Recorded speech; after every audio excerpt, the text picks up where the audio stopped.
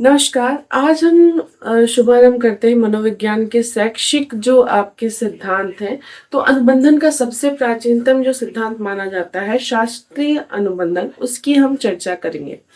शास्त्रीय अनुबंधन Ivan Pavlov के द्वारा दिया गया है, जो कि रूस के थे। और इनके बारे में अगर कहा जाए तो लगभग ये जो सिद्धांत था 1901 में ये लगभग दिया गया था। 1904 में इवान को पावलोव जी को उनको नोबेल भी मिला था एक मनोशारीरिक प्रक्रम के लिए। शायद इसको हम अंतर संबंधित करें तो हमको कुछ चीजें क्लियर हो जाएंगी। जैसे उन्होंने जो अध्ययन किया उसके दौरान ही उनको शिक्षा से संबंधित हमारा जो सिद्धांत हम पढ़ते हैं वह मिला। उन्होंने अध्ययन किया था जैसे कुत्तों पे और फिर बाद में बच्चों पे भी। तो उन्होंने जो पाचन शक्ति है उसकी और भोजन के प्रति अनुक्रिया और जो लार ग्रंथि है उस पर अध्ययन किया था।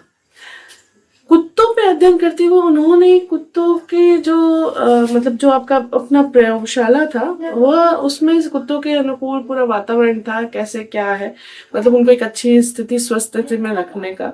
लेकिन उन्होंने एक कैसुला, मतलब यहाँ पे कह सकते हैं कि एक मशीन लगाई थी, एक तरह से ग्रास नली को बाहर करने की ये बात मानी जा सकती है, जिससे लार जितनी बनेगी वो सीधे आपकी टेस्ट ट्यूब में जाएगी। तो इससे कुछ दुष्प्रभाव भी हुआ कि एक विकट प्रकार की उनको बीमारियां हुई, कुत्ते मृत भी हो गए। और ये तो बात उनके पर्सनली ये नहीं कह सकते, सिद्धांत पे आते हैं। लेकिन उन्होंने जो सिद्धांत दिया उसके बारे में हम यही कह सकते हैं कि उनके पाचन प्रक्रिया पे जो अध्ययन था उसके अंतर्गत ही उन्होंने शास्त्रीय अनुबंधन का सिद्धांत हमारे मनोविज्ञान, शैक्षिक मनोविज्ञान को दिया। इसकी बात करें तो ये जो पूरा आपका एटमॉस्फेयर था बस इतना था कि उनकी जो प्रयोगशाला थी, जैसा कि आप जानते हैं, जिसमें उन्होंने कुत्तों पर अध्ययन किया था सबसे पहले। वैसे भी कोई इंसानों पर कोई रिस्क नहीं लेना चाहता तो जानवरों पर ही एक्सपेरिमेंट करते हैं। और अगर इसकी आलोचनात्मक चीज़ें भी कही जाए तो बहुत सारी हैं कि ऐसा नहीं करना चाहिए। लेकिन हाँ, अगर शिक्षा के क्षेत्र में या अगर मानव के कल्याण के लिए, जीव के कल्याण के लिए अगर आप कुछ कर रहे हैं तो ये एक सराहनीय कार्य हो सकता है।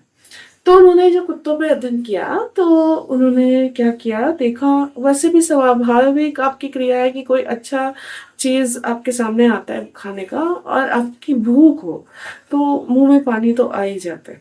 जैसे हम लोग को गोलगप्पे के नाम से ही मुंह में पानी आ जाता है। तो वहां पे क्या हुआ कि कुत्तों को मांस का पाउडर मीन्स भोजन जो है, जब कुत्तों को भोजन उनके सामने प्रस्तुत किया गया, उसकी स्मेल से उसको देखकर कुत्तों की क्या हुई, लार गिरने लगी कुत्ते की। तो जितनी लार गिरी वो क्वांटिटी उन्होंने मेजर की।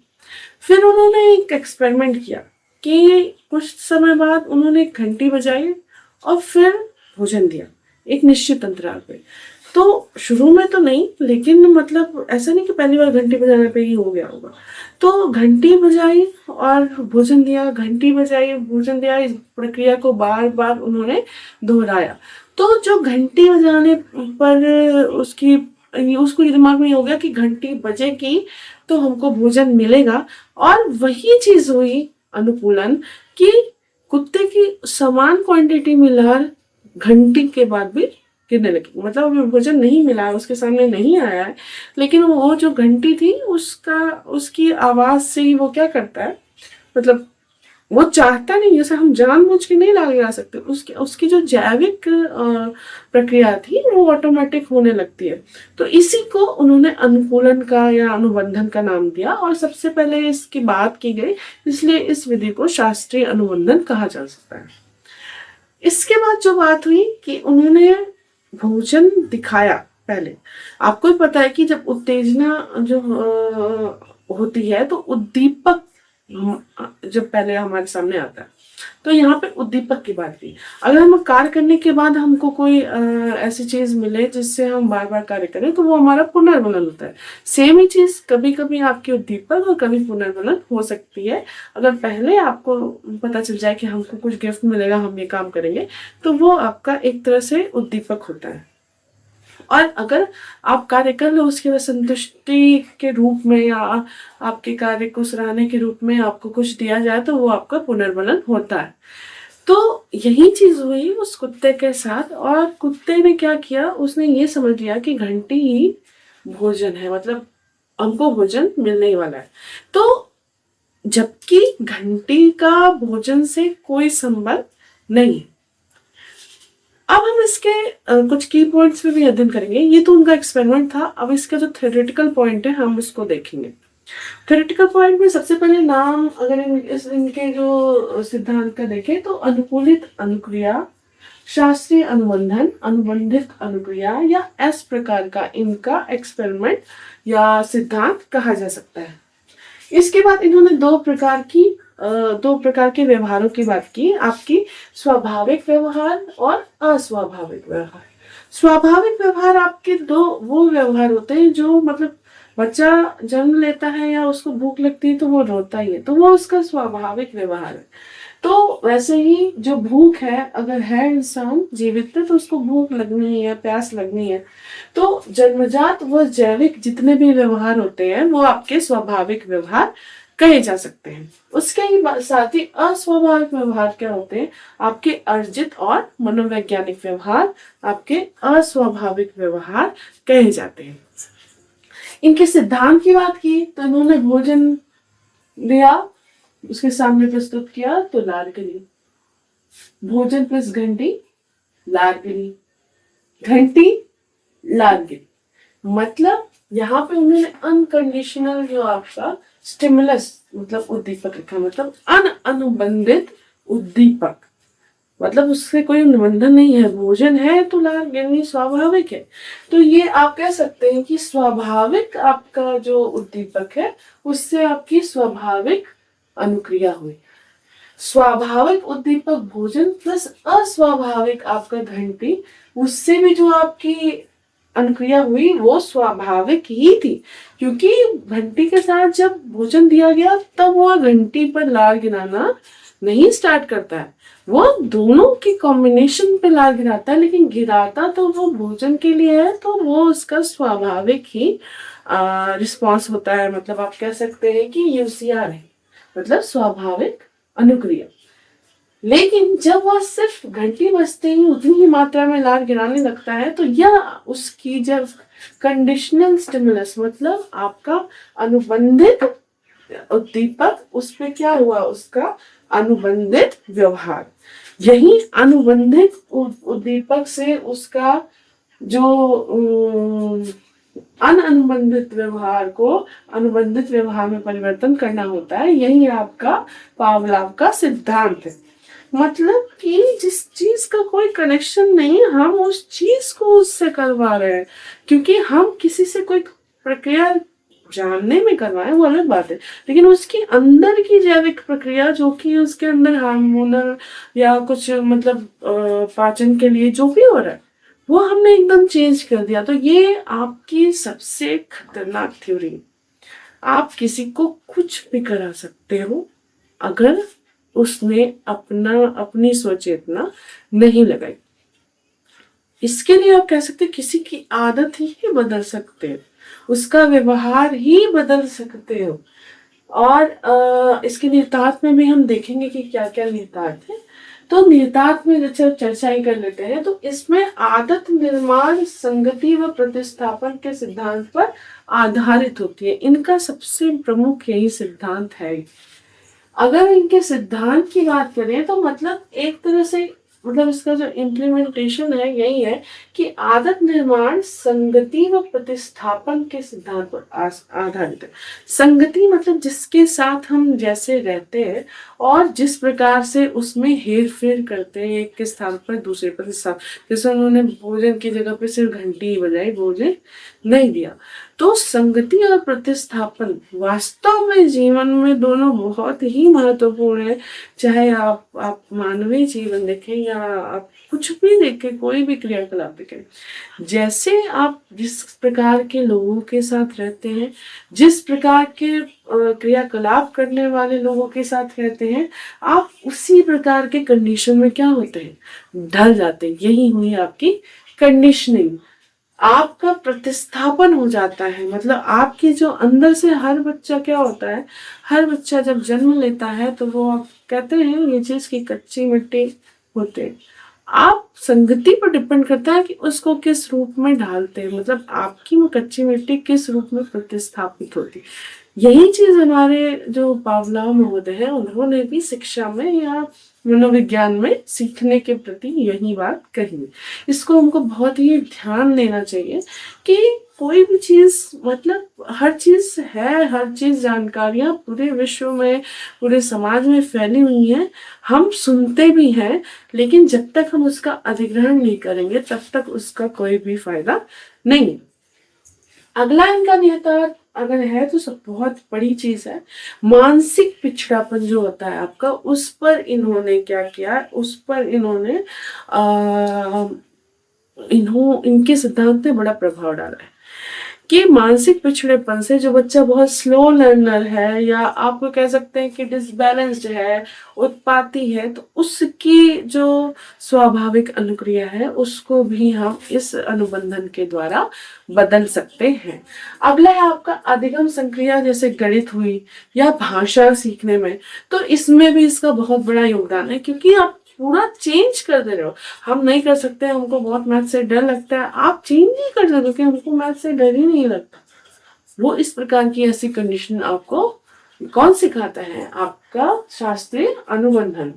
अवांछित कोई व्यवहार करता है, जैसे कि मुंह में उंगली डाल रहा है, अंगूठा चूस रहा है, गलत काम कर रहा है, चोरी कर रहा है, और मतलब इस प्रकार का कोई ऐसा व्यवहार कर रहा है जो उचित नहीं है, उसको बदलने के लिए भी आप इस सिद्धांत का यूज कर सकते हैं, बशर्ते आपको कौन सा अनुबंधन कहाँ पे लगाना है ये आपको जानना चाहिए।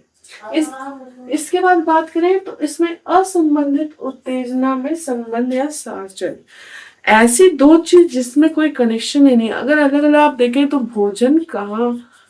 भोजन का घंटी से कोई संबंध नहीं है, घंटी बजती भी है तो कोई उसे कोई बुलाता है या मतलब अन्य चीजों के लिए, लेकिन भोजन मतलब दो असंबंधित जो आपके वेरिएबल्स कह सकते हैं, उसमें उत्तेजना जो है वो उसमें संबंध स्थापित करने के लिए यह सिद्धांत बहुत ही महत्वपूर्ण है।